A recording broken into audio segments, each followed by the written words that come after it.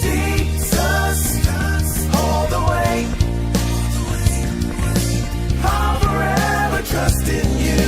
Jesus, all the way. JC247.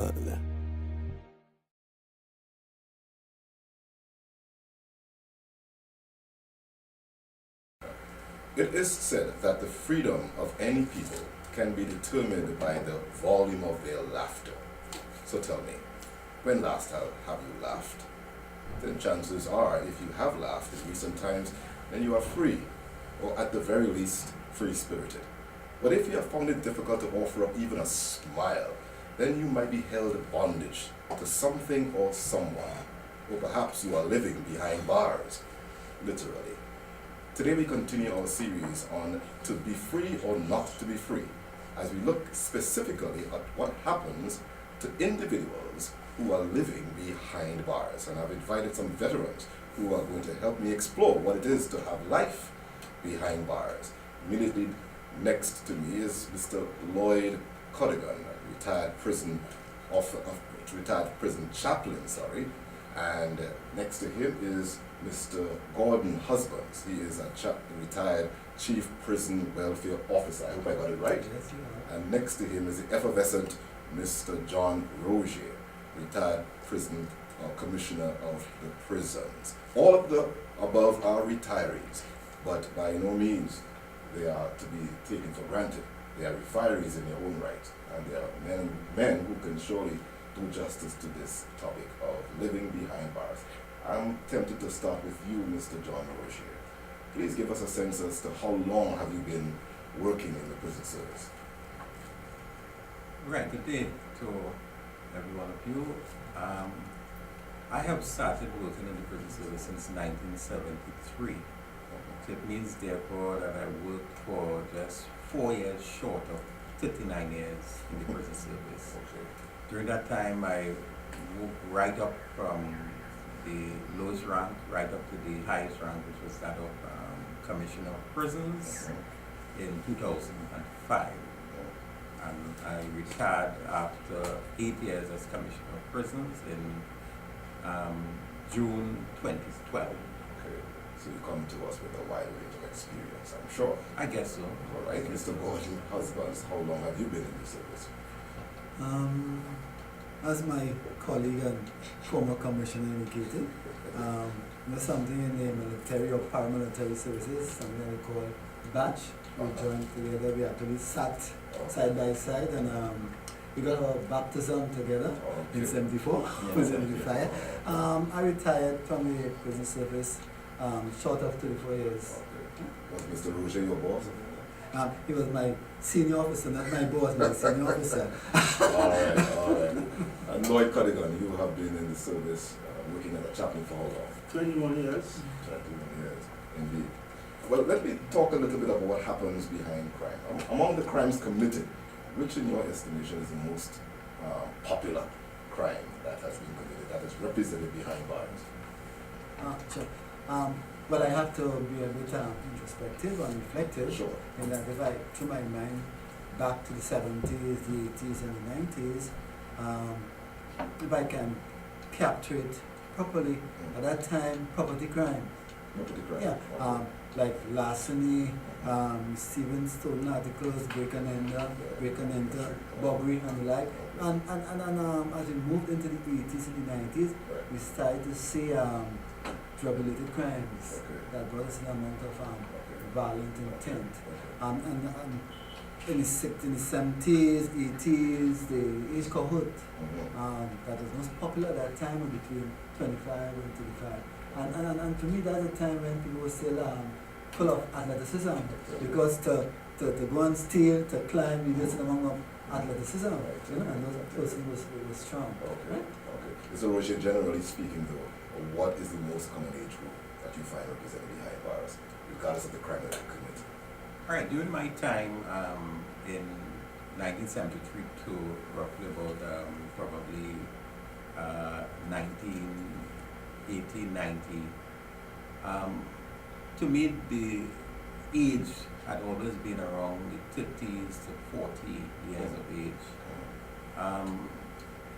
There were, in other words, that they were adults, senior adults within the penal system. However, sometime after the late 80s into the 90s, what we saw is a whole change where there were younger people coming into the prison system. Younger people, we're talking about age 17, 16, 17, 18.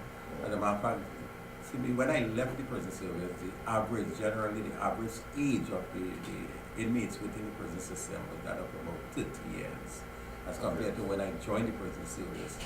When I joined the prison service, there were people who were very old, right?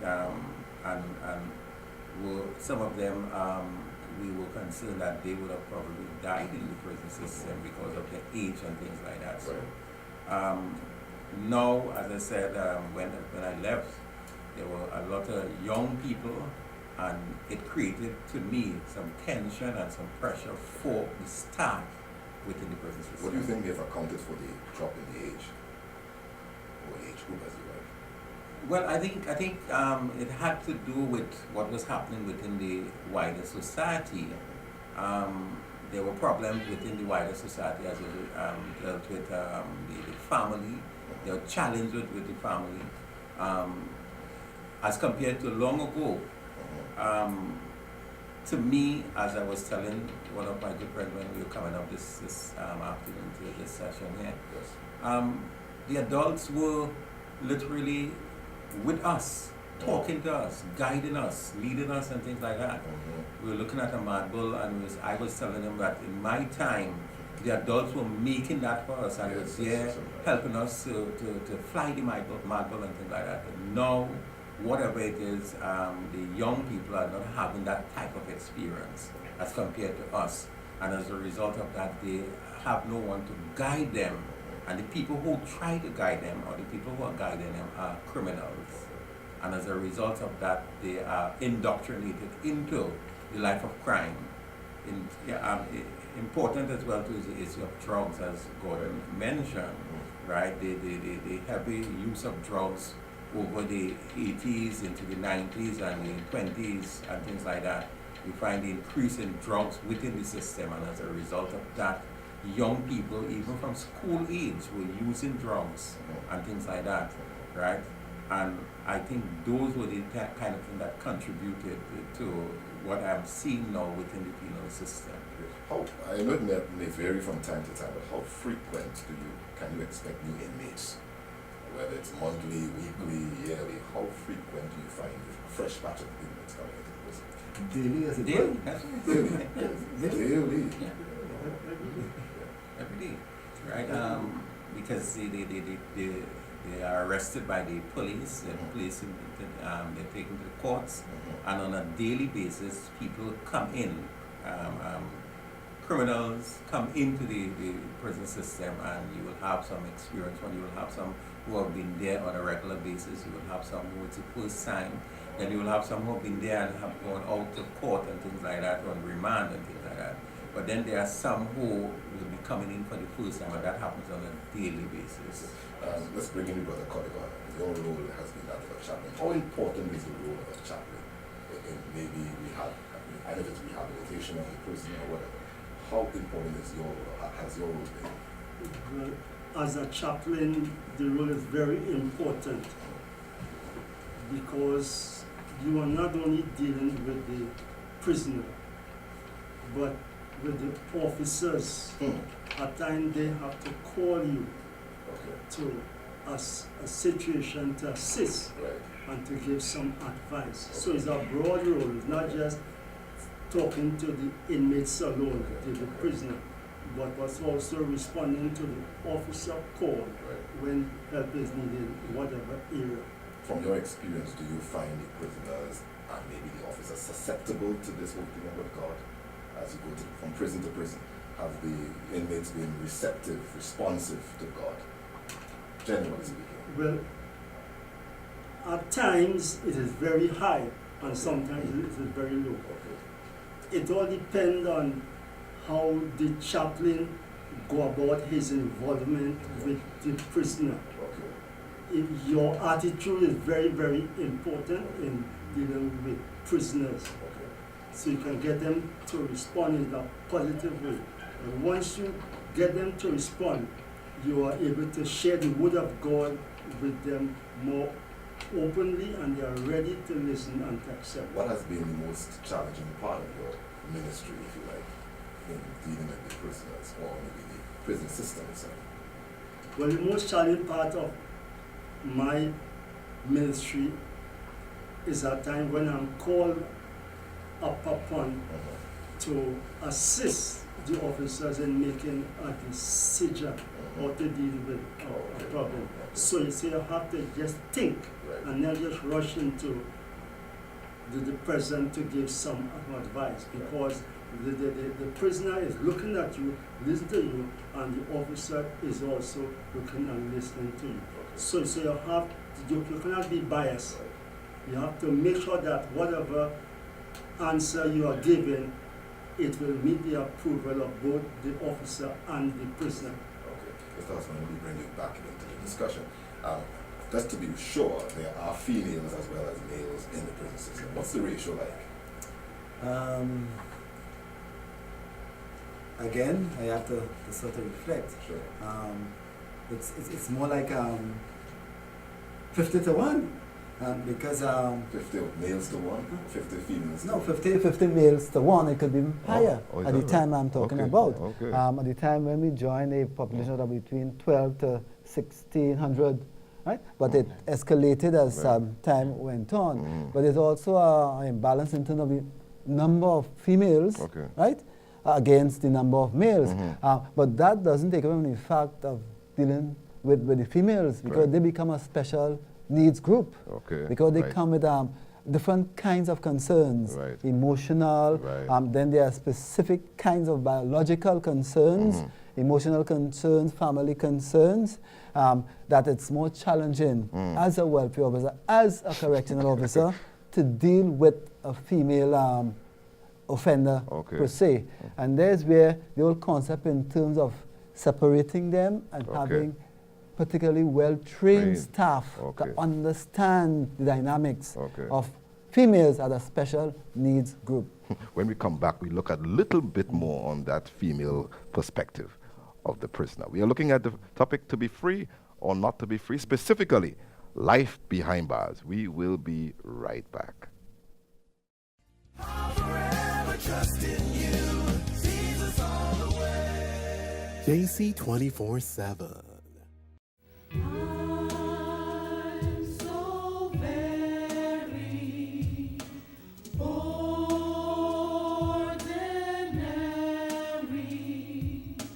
nothing special on my own. I have never walked on water, and I have never calmed a storm. Sometimes I'm hiding away from the madness around me, like a child who's afraid of the dark.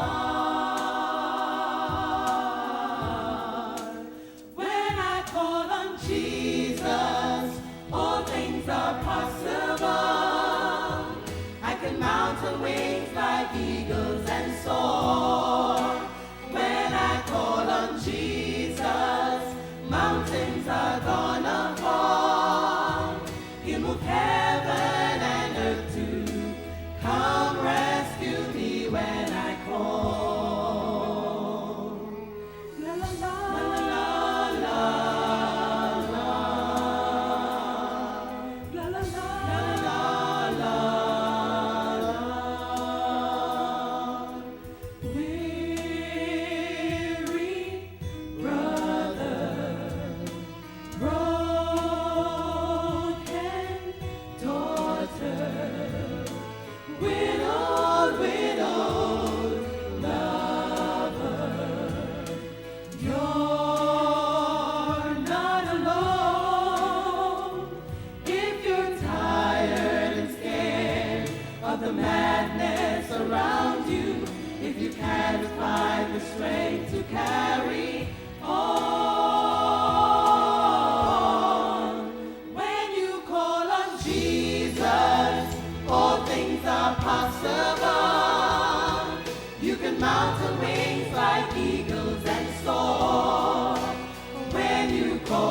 Jesus, mountains are gonna fall. He moved heaven and earth to come rescue you when you call him in. In 2013, it was Corridor 13.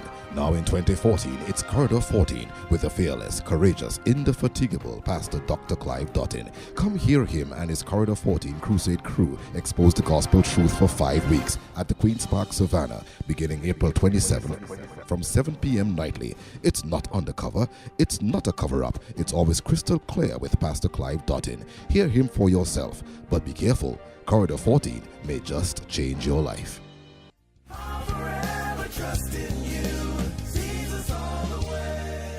JC247. Life behind bars is our subject for discussion.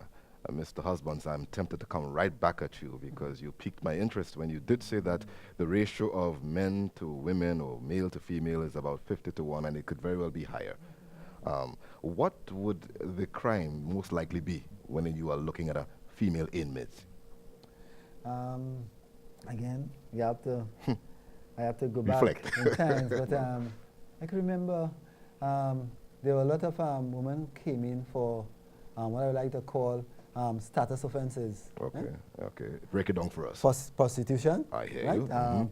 Some of the younger ones in terms of truancy, running away. But a lot of them also came because of domestic violence. Okay. Right? And they responded, you know, to treatment, you know, probably stabbing and using violence. And we also saw a lot of foreign women coming in for trafficking.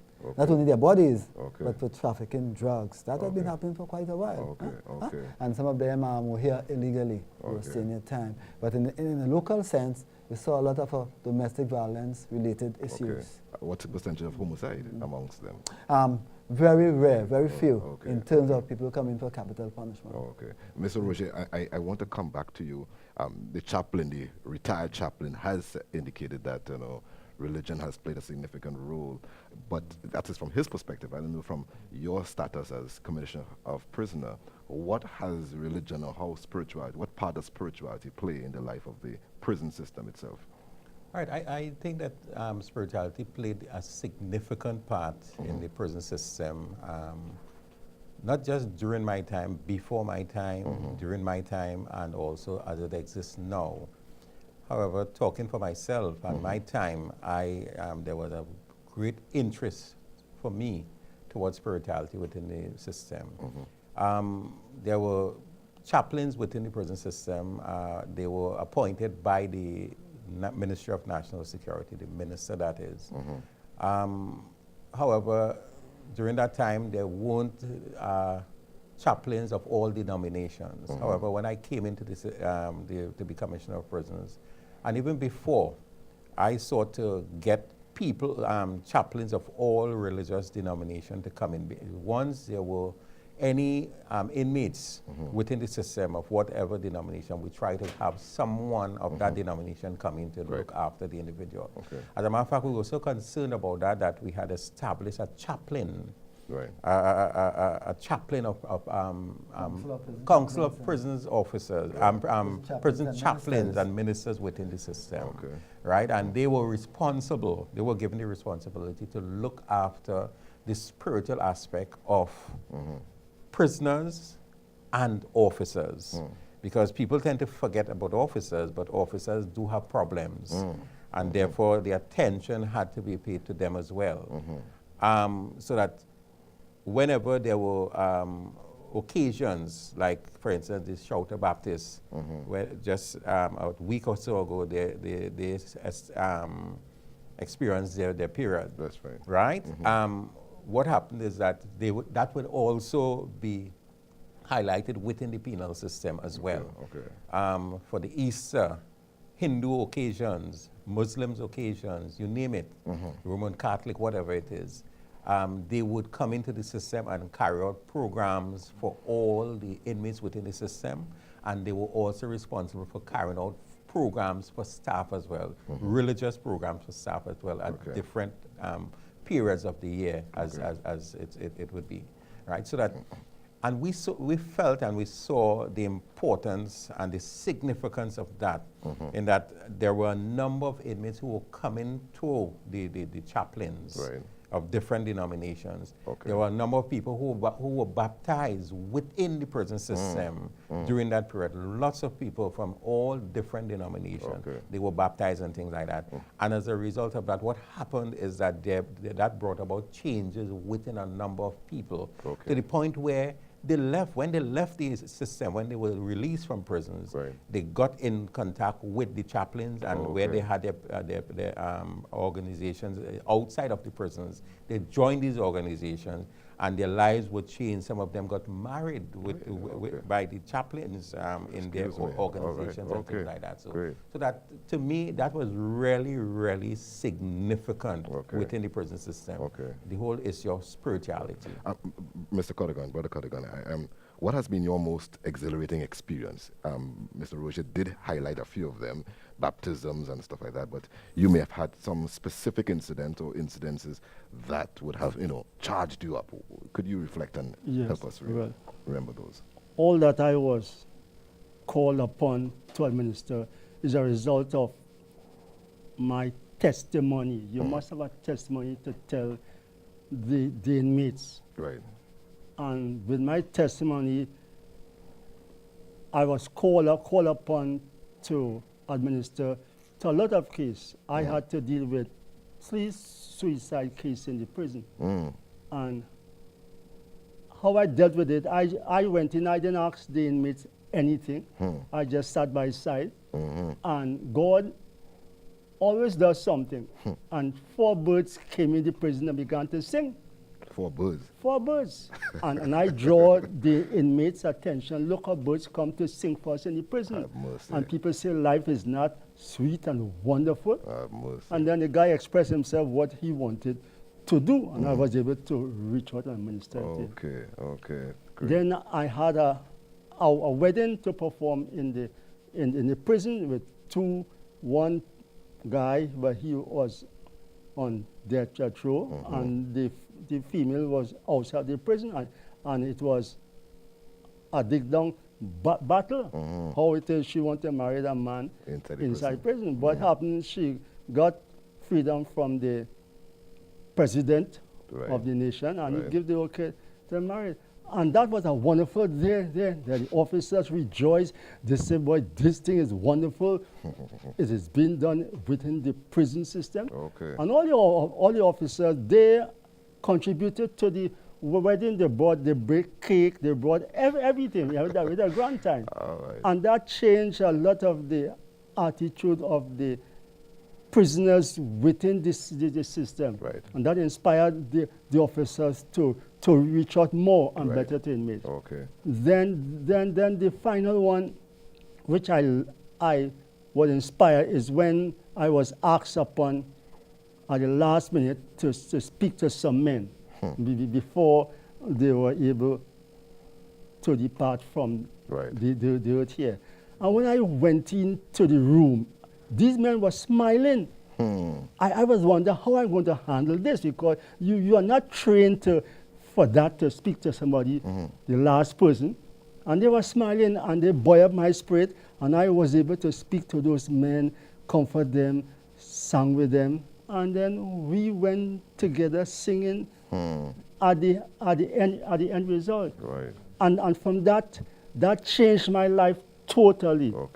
I become more humble, dedicated to my calling. I was able to reach a lot of inmates. Then I had an experience where a guy was coming out of prison, and he asked me to come and meet him, and I went. Took him to where he used to work and so on, and the boss said, well, he can't try him again because he does so many things, cocaine, this, that, sell everything in the house. And the boss said, okay, no problem. And I was able to take that guy home after being told not to bring him home. But I took him home, and when I was going home, I said, look, you put your hand around my shoulder, and I around your shoulder, East Indian and Negro hugging up, walking along the road. And when the mother saw him, she said, better, you come home. And he was accepted back home. and the boss and then call him back on the job. Okay. He fell in love with the boss secretary, got married, and they are away in the United States of America. What intriguing. That's really intriguing. So a love story it's a behind wonderful bars. ministry where you can meet people's needs. Very good, very good. Mr. Husbands, we just have a few minutes again, but I just wanted to ask, from your assessment, is there a link between crime that is committed today and what's happening in our homes? I think you're asking answers. I'm so sorry. No, that's all right, that's right. I tend to look at something that we call veritology. Excuse me? Veritology, the Have search mercy. for truth. Okay, We must look at the Truth Project. right. And I look at it from the fact that we're operating in a cosmic world. And there are two cosmic cubes. One of the cosmic cubes is concerned with matter, energy, right? And we are all in that cosmic cube, and we have left God outside. Right. And then there's the other one where we have God inside. And we use God as a symbol of good orderly direction. And the family, right, has the burden of responsibility. Not alone, because the family, right, resides where?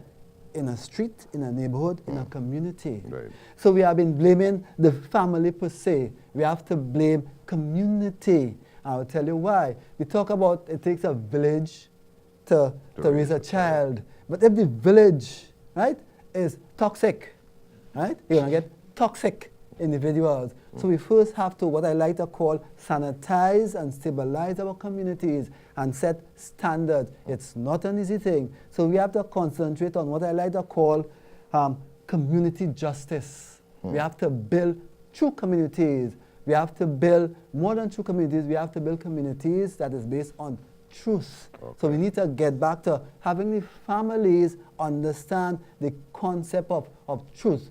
Too many of us are living the lie, the illusions, right? We need to get back to God's order, right?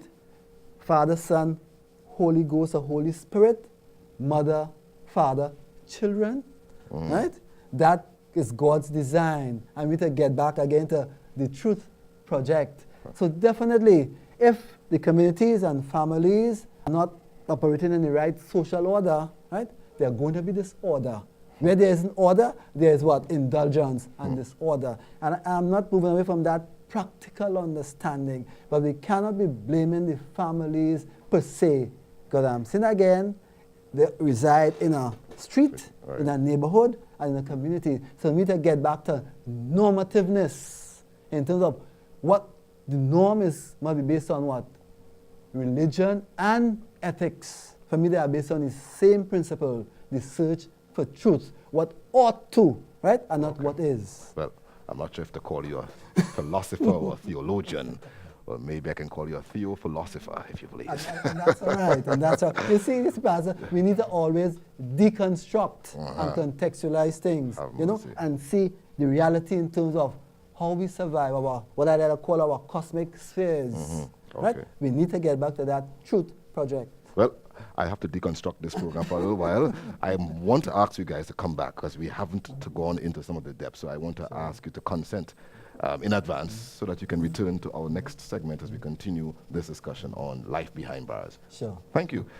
We're looking at life behind bars. Remember, it's not where you are. Though you may be behind bars, it's not where you are, but who is in you. A caged bird can still sing, though it's caged. So even though you are locked up, get Jesus locked up inside of you, and he'll make a difference in your life. Thank you for joining us today, and we look forward to having you once again on JC247.